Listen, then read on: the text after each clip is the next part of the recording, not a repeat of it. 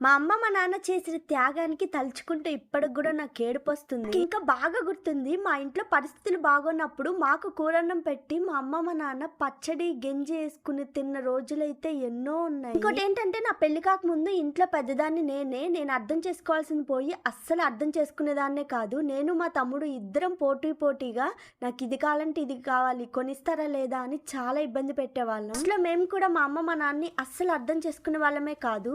రాను ఇంట్లో పరిస్థితి అయితే ఇంకా బాలేదు. ఇంకా మేము కూడా నిదానంగా మా అమ్మ, మా నాన్న అర్థం చేసుకున్నాము. ఏ రోజు కూడా ఇది కావాలి, అది కావాలి అని అప్పటి నుంచి పేసి పెట్టిందే లేదు. నేను చెప్పొచ్చేది ఏంటంటే ప్రతి తల్లిదండ్రులు వాళ్ళ పిల్లల కోసమే బతుకుతారు, వాళ్ళ కోసమే కష్టపడతారు. ఉంటే మనకి తప్ప ఇంకెవ్వరికి పెట్టరు కదా. కాబట్టి తల్లి, తండ్రి పిల్లల కోసం చేసే త్యాగాలు ఈ ప్రపంచంలో ఎవ్వరూ చేయలేరు. మరి ఈ విషయంపై మీరేమంటారో కమెంట్ చేయండి. షేర్వా చేసుకోవాలనుకుంటే మీరు కూడా ఈ సింపుల్ ప్రాసెస్ లో ట్రై చేయండి. అద్దరిపోద్దంతే.